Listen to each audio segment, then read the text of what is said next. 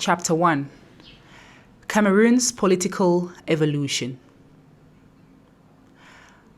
We need dialogue at a very high level in this country to take stock of what has been accomplished, of where we failed as a nation, and see what we can do to make sure our country is guaranteed sustainable democracy. There are two ways of looking at the quest for democratization.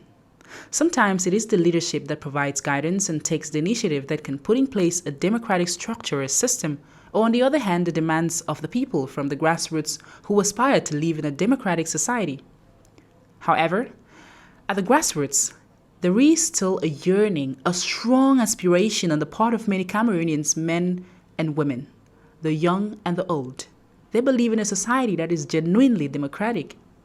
With that kind of observation, I am left with the feeling that the only reason why aspirations have not borne fruits as to where we are heading is that the leadership does not provide adequate guidance in terms of making sure that the aspirations of the people are met. The overall impression that I have is one of uncertainty as to how genuine the democracy currently prevailing is. There are considerable concerns that if major steps were not taken to reassure ordinary Cameroonians that proper institutions could be put in place to guarantee sustainable democracy in the long term, people may despair and feel disconnected from the power that be, which is a phenomenon that could not be helpful for an emerging democracy.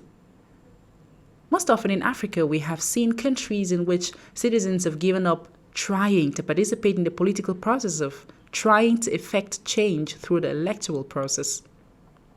One of the concerns has to do with making considerable efforts to put in place a viable electoral process that can bring in more Cameroonians of voting age to be able to express their rights. I think it is a question of political will because Cameroon has a great deal of resources. If we talk about human resources, Cameroon has talented people too. If we talk about wealth, I don't even believe Cameroon is a poor country. Some people confuse poor management of these resources with poverty. A better management of the resources would guarantee better results. Without a genuine political will, a country, no matter how wealthy, will not make its path in the democratization process.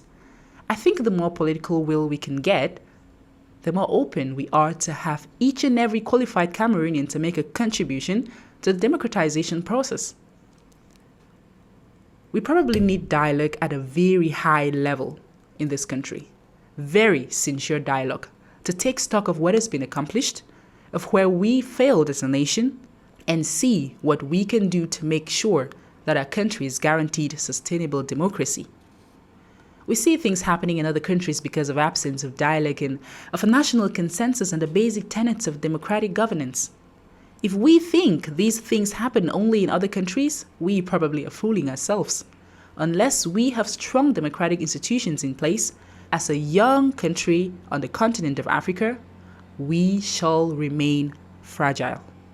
In some sectors, there's been considerable progress, but in other sectors, Cameroon is still lagging behind, and my hope is that the younger generation of Cameroonians especially would take these to heart, and that collectively, as small Democrats, we can continue to work in those sectors that have shortcomings to ensure that our democracy can really stand tall.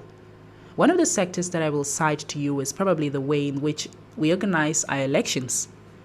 We have to find a way to make sure that more Cameroonians can participate in the electoral process, because it is important in a democratic society for citizens to feel that they can contribute to the way in which they are governed by participating in the political process.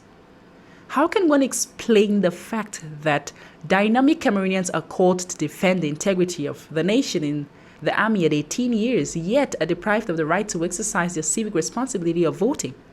If we have an electoral process that doesn't allow people to register and that shuts some people out, then we may inadvertently send a message to people that there are other means of achieving power rather than going through the ballot box, and that something would not be healthy for a young country like ours today.